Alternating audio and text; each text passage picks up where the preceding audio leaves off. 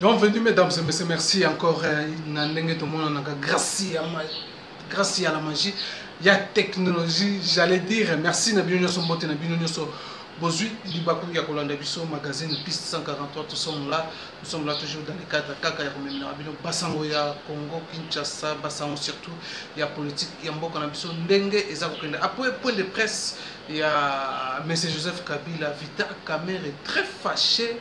Yepé a ça la point de presse pour répondre à Joseph Kabila que non, tout ce qu'il a dit est un mensonge. Je vous laisse suivre le contre-vérité au Vital Kamerhe à l'objet. Merci, monsieur le secrétaire général. Mesdames et messieurs de la presse, l'heure est grave. Après avoir suivi le point de presse de M. Kabila, cette heure, ce serait faire de nous des complices. Il a menti, il a manqué de considération vis-à-vis du peuple congolais.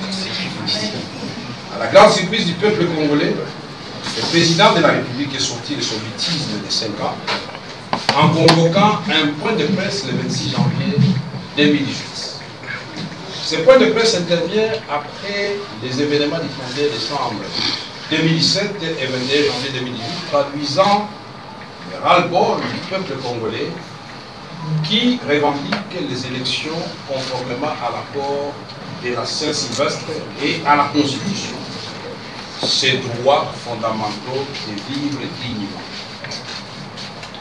L'UNC s'indigne du manque de considération et de compassion de la part du chef de l'État par rapport aux Congolais qui ont perdu la vie au cours des 10 événements parmi lesquels le camarade Hussein Ngandou, cadre de l'UNC, section Kivoisa dans la fédération de l'Emba, et les mademoiselles des Chats de Mwanza abattues sur le parvis de la paroisse Saint-François de Salles à Kitambo, et le cas de cette autre dame qui a reçu une balle dans la tête devant l'église Saint-Dominique à Libété, que le curé tentait à sauver désespérément, et bien d'autres malheureux à Kinshasa comme à l'intérieur du pays. Nous rendons un hommage mérité à ces martyrs de la démocratie. Nous allons observer 10 minutes de silence en leur mémoire. Donc, j'ai la presse.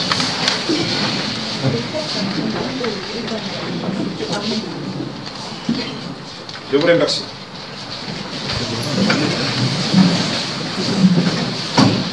Monsieur Kabila a tout dit sauf la vérité au peuple congolais, tel qu'il a promis dans son point de presse, oubliant que les faits sont têtus et ne peuvent être embellis par une vision romanesque. Première contre-vérité. La Constitution et son œuvre. La Constitution en vigueur nous vient des accords de San Suu Kyi. Elle a été adoptée à plus de 85% de la population congolaise. Elle est donc l'œuvre de nous tous, avec obligation pour nous tous, y compris ceux qui avaient appelé à voter contre, à le protéger. Deuxième contre-vérité, qu'il n'est pas à l'origine de la non-organisation des élections en décembre 2016. Et pourtant, sans désemparer, la majorité a multiplié des initiatives tendant à éloigner les conditions de l'organisation des élections. On se souvient du fameux ONIP, Office national d'identification de la population, du test de mémoire et du projet de loi électorale qui conditionnait la tenue des élections à l'organisation du recensement général de la population. Sans les efforts de l'opposition et de la vigilance du peuple congolais, ces actions auraient pris corps et auraient saboté l'élan démocratique amorcé. Et depuis, chaque occasion qui est donnée à la majorité se transforme en préalable et en contrainte pour aller aux élections. On se souviendra du calendrier promulgué en 2016 qui incluait même les élections locales et municipales, question d'alourdir la machine et de gagner du temps. Le président n'a pas évoqué la cause de la non-tenue des élections provinciales pour lesquelles les candidatures avaient été déposées et caution versée. Troisième contre-vérité. Le pays se porte mieux aujourd'hui. Le président a sans doute une vision édulcorée de la réalité, car la vie de la population est aujourd'hui au plus bas avec les retours des maladies autrefois éradiquées telles que le choléra, à cause d'une totale absence de politique appropriée en matière d'hygiène et de santé.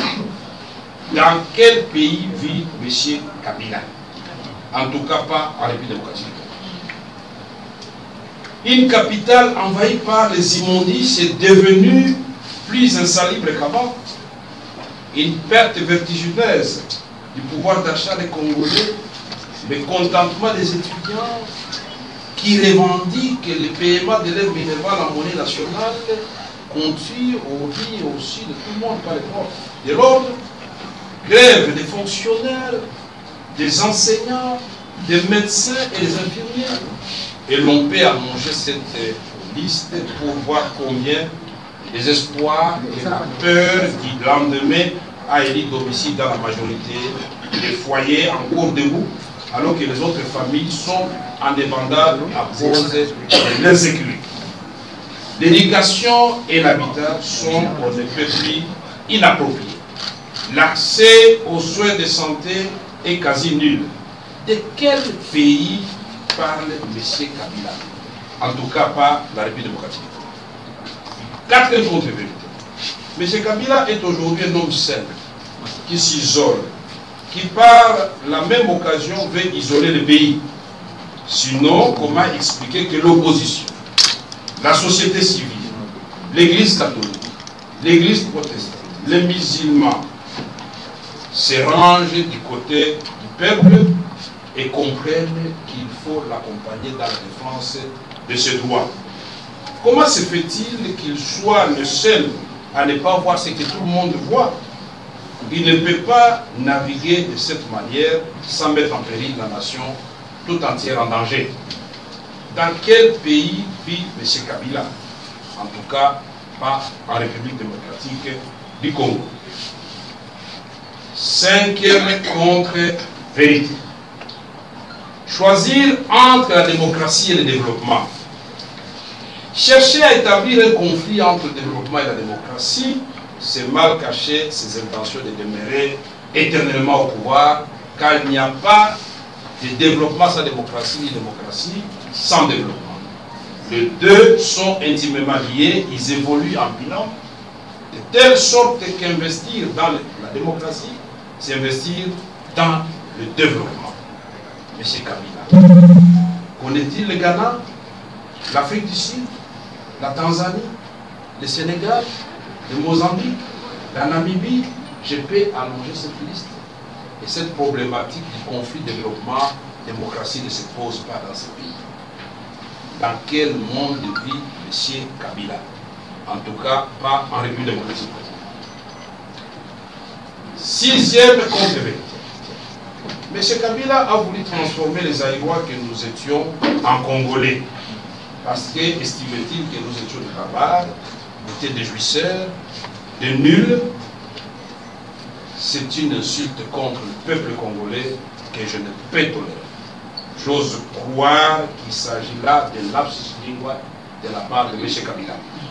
Et j'exige qu'il puisse retirer cette phrase insultante vis-à-vis du peuple congolais. Où était-il en ce moment où nous étions Aïrois? Étaient-ils Aïrois comme nous?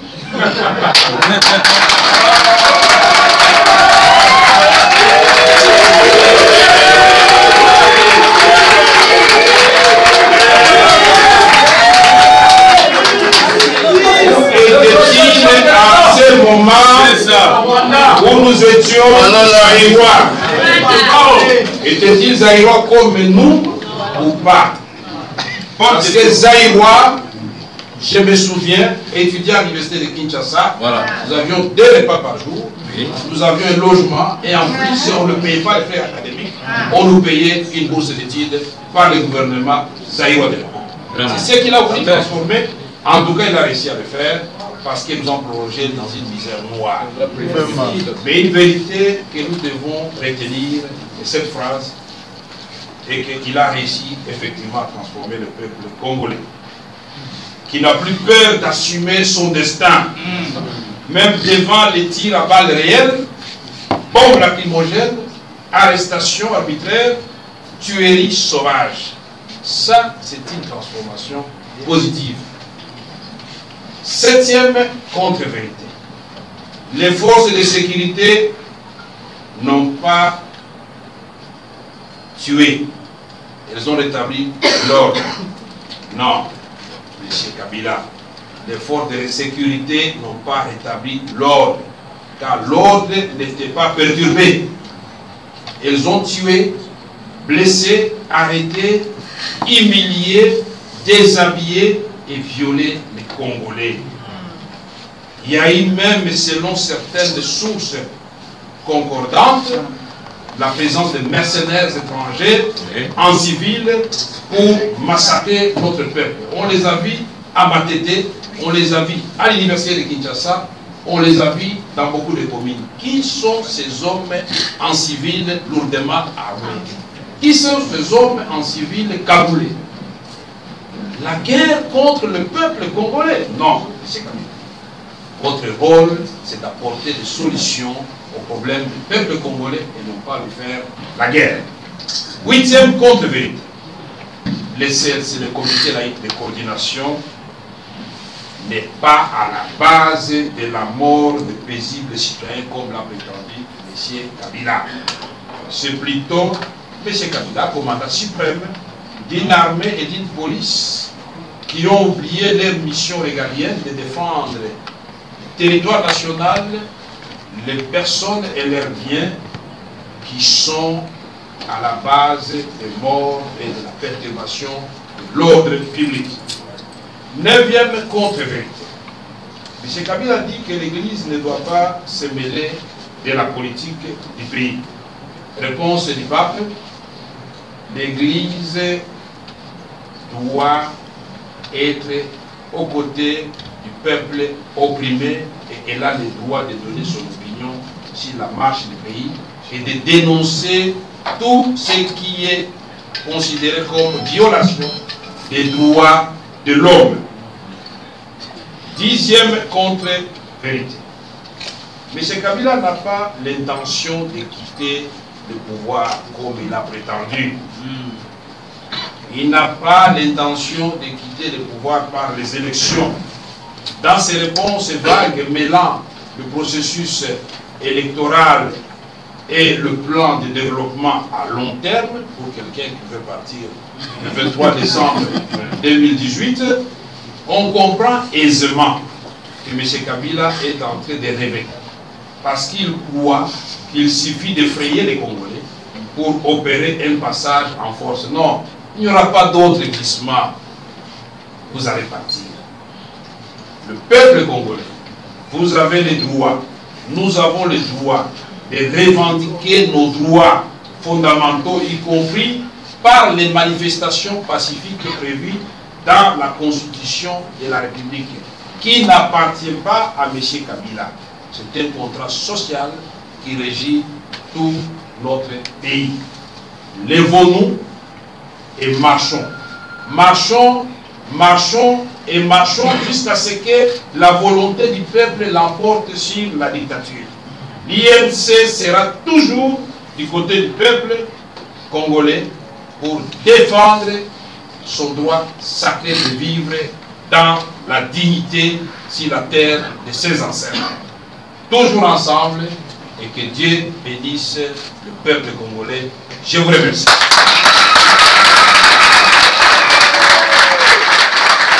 En tout cas, commentaire au Salaté, vous avez suivi les images, vous avez vu comment Ida Kamere a répondre M. Joseph Kabila. Quant à moi, je vous dis, restez toujours fidèles sur .voiceofcongo.net. Donc, on prochainement dans le numéro.